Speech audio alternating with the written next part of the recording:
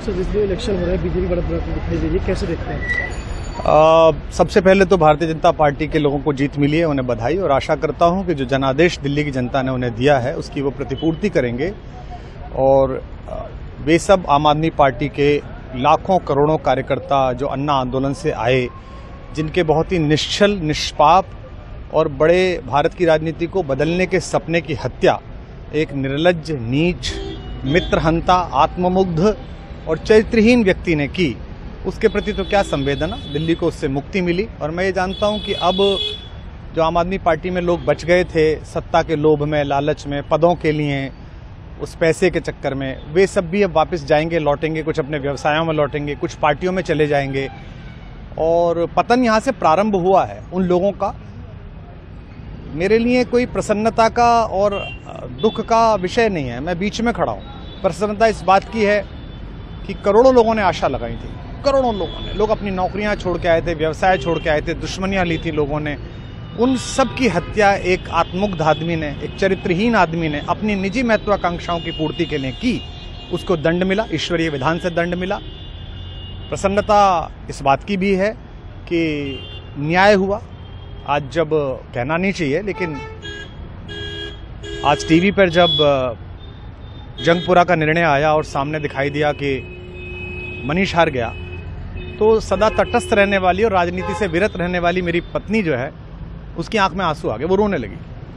क्योंकि उसी से उसने ये कहा था कि अभी तो है ताकत, और उसने कहा था भैया ताकत सदा तो नहीं रहती। तो ये अहंकार आशा करता हूं अगले लोग नहीं करेंगे, जो बाकी दल है वो नहीं करेंगे, इससे सबक लेंगे।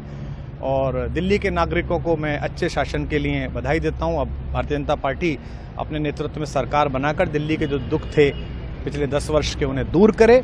और आम आदमी पार्टी के समस्त कार्यकर्ताओं को कहता हूं कि आपने जिस किसी भी लोभ लालच में, सब कुछ जानते हुए एक ऐसे व्यक्ति के समर्थन में काम किया जिसने अपने मित्रों की पीठ में झुरा घोंपा, गुरु को धोखा दिया, अपने साथ कंधे से कंधा मिला के लड़ने वाली महिलाओं को अपने घर लाके पिटवाया, अपनी निजी सुख और साधन के लिए जनता का पैसा खर्च किया, अब उससे आशा लगानी छोड़ें, अब बाहर निकलें, अपना अपना जीवन देखें। मुझे राघवेंद्र सरकार राम की कृपा मिली, जिनका ये घर है, जिनकी कृपा से मैं यहाँ खड़ा हूँ। मुझ पर कृष्ण कृपा हुई कि मैं इस निर्लज्ज सर्कस से बाहर आ सका। मैं उन सब से भी अच्छे भविष्य की कामना करता हूँ कि वो कोई गंदगी ना फैलाएं कहीं भी, वो लौट जाएं अपने शिविरों में। जिस तरह माधव को, कृष्ण को दूत देखकर भी भरी सभा में अट्टहास करने वाला दुर्योधन जो ये कहता था सुचिग्रम नैव दास्यामि बिना युद्धे न केशवः, बिना युद्ध के 5 गांव भी नहीं दूंगा, आज वो अपनी सीटों के लिए तरस रहा है। और मुझे पता है कि इस दुर्योधन का अंत भी टूटी हुई जंघा के साथ बड़ा ही दारुण होगा, और भारतीय राजनीति एक कलंकित अध्याय के रूप में इस बौने दुर्योधन को और इसके दरबार के तमाम शकुनियों को याद करेगी। मैं उनकी मुक्ति की कामना करता हूं कि ईश्वर उन्हें इस दुख से बाहर निकाले, और समस्त लोगों को बधाई देता हूं कि चलिए अंततः न्याय हुआ।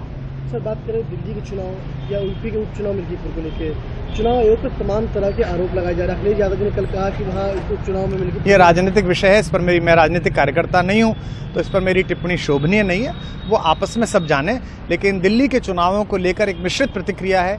दुख है कि अन्ना आंदोलन से एक ऊर्जा जो पैदा हुई थी, जिससे देश में एक सकारात्मक बदलाव हो सकता था, एक वैकल्पिक राजनीति हो सकती थी, उसकी हत्या एक अहंकारी आदमी ने, एक आत्ममुग्ध और असुरक्षित आदमी ने कर दी।